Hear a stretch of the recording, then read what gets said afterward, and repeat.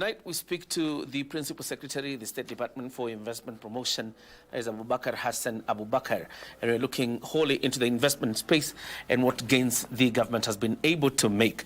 Thank you very much, PS, for joining. Thank you, John. Thank you, John. How is work? Good. How are special economic zones shaping Kenya's global investment agenda? In the global investors, they are looking for an incentivized regime in any country they go. So, and that is why in Kenya, the president came up with this special economic zone program, so that investors can come and produce competitively in Kenya, so that we can be able to access the market that the president has opened for this country. You are aware, currently, we have the EAC market and the US market. What the president has done now, he has expanded it to the UK market. We have an economic partnership agreement with the UK, and now we have an economic partnership agreement with the European Union. He has extended it to the comprehensive economic partnership agreement with the UAE. Currently, he has also negotiated for the China market, so that our goods can be able to access the China market. But for us, for investors out there, the global investors, to access this market, they need to come and set up and produce here. So they need an incentive regime that will be able to make them produce competitively and become globally competitive to access this market. Among all the incentives, which ones have proven to be most effective? Comprehensively, the investors are happy with all the incentives that have been granted. What they're looking now is for stability.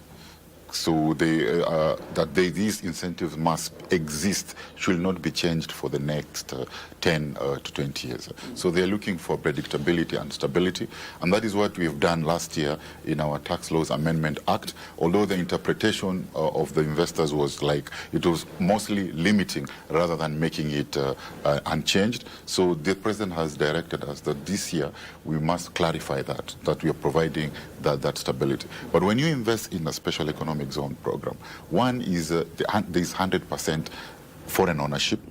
Two, there is 100% investment deduction. Three, you can repatriate your capital freely.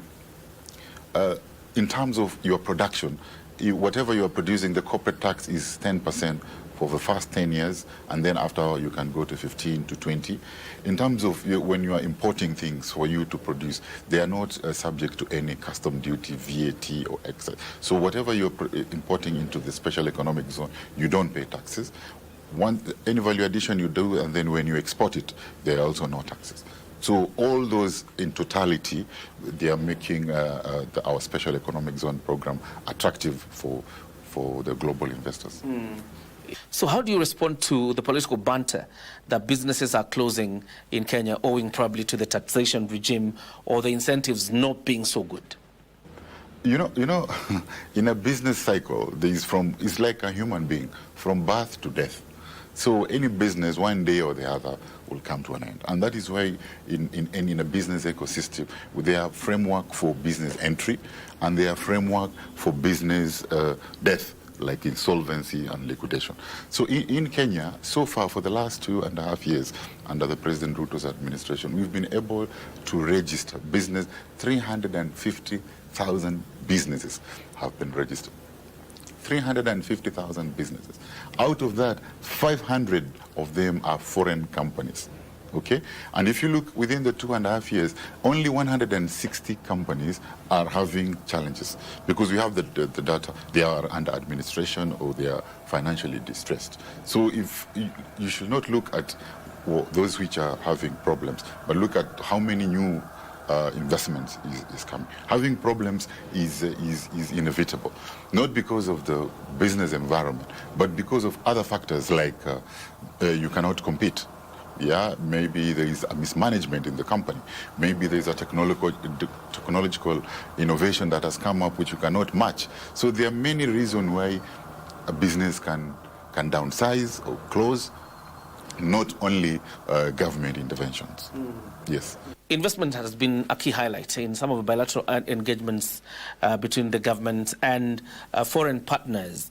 How are these bilateral agreements fitting into the bottom-up economic transformation agenda? All right. So in terms of our economy, for the strength, the beauty about the strength of our economy is that it is diversified from agri to manufacturing and services. And the president has put the macroeconomic indicators in shape. We now have a low inflation regime. We have forex reserves which are very healthy. We have the interest rates are coming down. So the macros are very stable. What we are currently doing, we are just converting now the macros to the micros. So in terms of the areas, the sector specific areas, what we are targeting is under our bottom-up economic transformation agenda. We have 6 objectives, but one of the most important objectives is creation of jobs. So we are looking for investment in sectors that are labor intensive. So we are targeting, for example, investment in the textile and manufacturing. We are targeting investment in the BPO space, right? And so that is where we are targeting. But of course, we have 10 priority value chains in our bottom-up economic transformation agenda with the cross-cutting enablers, physical enablers, that we are packaging them for investment. These bilateral agreements, do they come with direct job creation being part of the government's pledge before elections? Yeah. I think, especially in those sectors which are labor intensive. For example, let me tell you, under this administration, the president was to the IAU. He was in the AU, and we met Chinese investors who wanted to set up in Ethiopia. He managed to convince them. They came here. They set up a factory in Machakos. They employed 3,200 youth. With that, they have already expanded into our EPZ site in Athi River. They have built 100 square meters of industrial sheds with a potential right now to create another 7,000 jobs. And now they are expanding to our Muranga EPZ to build more industrial sheds. So you can see the value chain from promotion to an investor setting up to expansion. But it's only one. Secondly, when the president was in China, he managed to get another investors still in the government sector. He came here. He set up in Kilifi. It's called Fuhua. He's employing 3,000 youth there, and now he has expanded to another site, the same place, to 10,000 jobs. And I would like you to now to cover those, because those we can clearly see from promotion to set up to actual expansion. There's another one when he went to China. It's called Zendek. They're focusing on garment for pharmaceutical. They have set up in Tatu City. They are employing 2,000 youth, and they have expanded to their own special economic zone, where now they are in the pipeline of 10,000 youth to be employed. In the BPO sector, you've seen the president went to Tatu City to open the CCI, which was employing a lot of youth in the BPO space. Teleperformance is also setting up in Athi River Special Economic Zone. So those sectors which are labor intensive, that is our focus area. Speaking to you at the creation of the State Department, you were talking about some of the reforms that the State Department will be seeking. Among the reforms that have been able to achieve in pushing through, which ones have been more effective? Okay, for example, in the tech space, we always, our message out there is that the Kenya is open for business, ready for business, and safe for business. So when you say we are open, the investors in the tech space, they had a restriction, a foreign ownership restriction. When they come, they have to part with 30% local ownership. So the president opened that up. So there's a policy of opening up the area in the tech space, and we're seeing a lot of tech companies setting up in Kenya. To an extent, right now we have been declared a startup hub in Africa. For 2 years in a row, Kenya has been rated #1 in terms of startup funding, and that startup funding is in the tech space. The second reform is for those investors who have already set up here. One of their challenges was how can they get at least some protection for them to build up their capacity. We introduced the levy, where we want to protect them from cheap imports, and that has helped them in trying to stabilize their businesses and retain the jobs which were here. Thirdly, for example, in the energy space, the president has lifted the issue of power purchase agreements. There was a moratorium there, but he has lifted it. He has even opened it up. Right now, you can do captive power for your own consumption, or you can do captive power for an industrial park. So you don't have to get power from Kenya KPLC. So those are the things which we have opened up to attract investments. All right. So how are you leveraging on regional integration to create investment corridors in this region? First, one of our leverage area is that we are the largest economy in this region, right? And that is what we market out there. That we are the largest economy, an economy with 300 million people, and if you invest in Kenya, you can be able to access this market. But bilaterally, we are also engaging with them to remove the non-tariff barriers, because we are a common external. We have a common external tariff. We are a custom union, but trade in between themselves sometimes have custom non-tariff barriers, which we always engage to remove, so that there's free flow of goods and capital and people within the East African region. But even as you talk about the efforts that the State Department is doing, of course, in engaging with countries in this region, how then do you respond to some of the things we've seen, for example, with our neighbors Tanzania, passing laws in parliament that prohibit the investment or the doing of business cross-border? But you guys have been saying that investment are moving from Kenya to that place, and you can see that place is being closed. It's not open for business, right? Because they are putting some prohibition. But that prohibition, we know that it is affecting Kenyan businesses, and we have opted. The approach is we do not want to retaliate. We have opted for a diplomatic way to resolve it. We are hopeful that it will be lifted, that prohibition of business. Yeah, we don't know what's going on there for them to do such a law to prohibit certain businesses, but we are hopeful that it will be lifted. What role does green investment play in Kenya's investment strategy? Green investment, the assessment was done, and we believe that our economy will grow at a higher rate when we attract green investment. First of all, you are aware that Nairobi is the green capital of the world, is the environmental capital of the world. We host UNEP. And also, the president is championing the green transition agenda. This is where climate conversation is happening. We hosted the Africa Climate Summit, and the president came up with three initiatives. One is the Association of Renewables, Partnership for Renewable in Africa.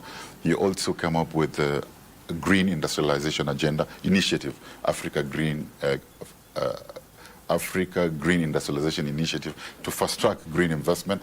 And third one, he has also come up with a green investment fund supported by World Bank. Right now, we have a seed capital of $40 million US.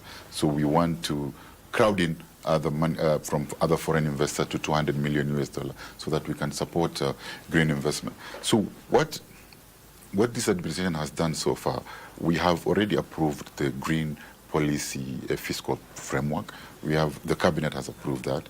The cabinet has also approved the sovereign green bond framework for us to issue green bonds, the treasury bonds which are green in nature. But where we are focusing on is in the opportunity for investment is on the renewables.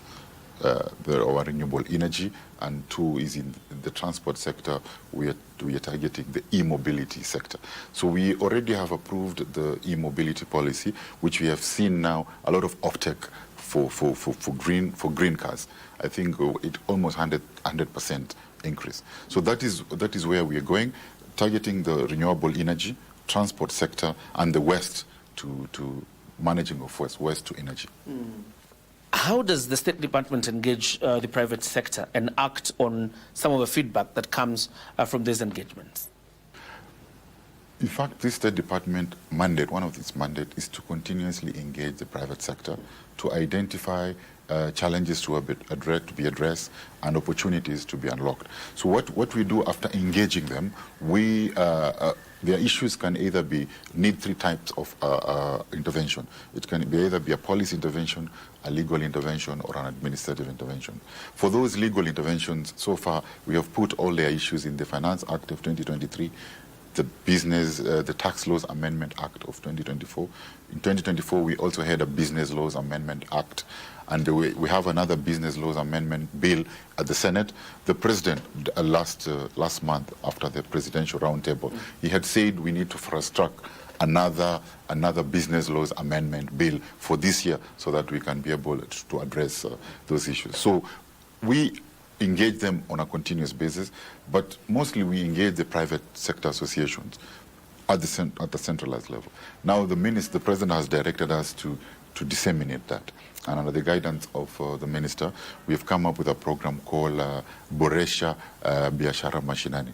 The inaugural one we've started in Nakuru. So we want now to go to the ground, to the counties, to listen to the businesses themselves, business people themselves, business community, rather than their business association. So that now the next presidential roundtable the issues will be comprehensive enough for strategic intervention.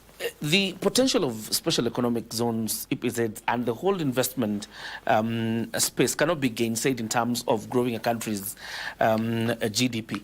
Yet, when you listen to banter, it appears to be one of the most ignored spaces.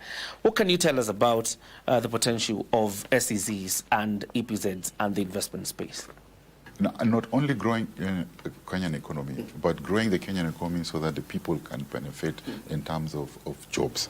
You know, the President has put 3 programs for jobs creation for their youth. One is jobs kwa ground, jobs maju, and jobs kwa mitandao.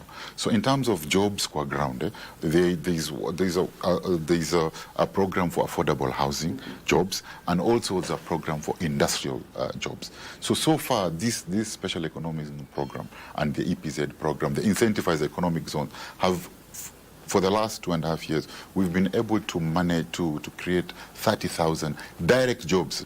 We have licensed operational entities. There are now 90 operational businesses which have created 30,000 jobs in our special economic zone program and EPZ program. Based on the tools given, 2.5 years later, as a PS in charge of the State Department for Investment Promotion, what is your scorecard? Okay, based on the tools which have been given under my toolkit, I've been given 4 tools. One is the business environment tool. I have that directorate. The second one is incentivize programs, which is the SEZ and the EPZ. The third one is a promotion tool, which is Kenya Investment Authority. And the fourth tool is the de-risking tool, which is the KDC. So, for example, under the business environment tool, we've been able for the last 2.5 years to come up with over 30 fiscal incentives, business fiscal incentives to be able to attract businesses and investment into this country. Under the Kenya Investment Authority, the facilitation of foreigners to this country, we've been able for the last 2.5 years to facilitate over 300 investments, which created around other 30,000 jobs out of the zones. Okay? Under Special Economic Zone Program and EPZ program, we've been able to license, and for example, SEZ, we have licensed 70 entities. 40 of them are operational, creating 10,000 jobs. Under EPZ program, we have licensed 75 enterprise. 50 of them are operational, creating 20,000 jobs. So under the incentivized regime, we've been able to create 30,000 direct jobs. Under the KDC, under the de-risking tool, we've been able to de-risk. We have been able to advance 6 billion Kenya shilling to de-risk financial risk for investors to come. For the first time, we have been able even to de-risk investment in Lamu County. Lamu County, now we've been able to attract a 1 billion investment in the cotton ginnery, where we had this investor. You know, Lamu County is in terms of cotton production, is #1 in Kenya. But they have to, whatever they are producing, they have to take it all the way to Makueni ginnery. So we've been talking, since I came in, we have been talking to the investor on how to set up a ginnery. But the problem has been the risk. How do we de-risk that before the investor can put his money? So it's a 1 billion investment. So we asked the investor, how much do you have? He said just 100 million. So what we did, and for the banks, they said we cannot put money unless we see the government skin in the game. So what we did first, with the help of the UK government, under their SUD program, the one which is focusing on urban development, we talked to them to come up with an industrial finance program to de-risk. So they had agreed, and we had signed off for that program all over the country. But I'm giving you an example on how we've used it in Kenya, in Lamu. So under that investment, we have been able to give them a grant, first of all, of 80 million Kenya shilling, thanks to the UK government. And then KDC comes to do a concessionary loan of less than 10% of 250 million. Then from that, the lenders saw now this thing has been properly de-risked. We got NCBA to give them 500 million, and then the investor himself gave 100 million. So it's a 1 billion investment financed through a blended finance ecosystem set up in a risky area in Lamu, where the minister has already done the groundbreaking, and then before the end of the year, the January will be up and running, and the president will go to launch it. As you wind up, PS, let me allow you to have your final say. My last word is, I want to tell Kenyans that investors are bullish about this country. What we need from you is to have faith with the president. The president is doing all what he can to make sure we are attracting those investments. He has already profiled us. He has put us on the global map. So the investors are knocking doors. Please, let's not scare them away. To tell them that this is the place to be. Let them come, put their money and create jobs for you Kenyans. And this is how we put a cap on our interview on Prime Edition. We've been speaking to the PS Investment Promotion, Abubakar, Hassan Abubakar, and as you've heard, I have an assignment to do. I will do it.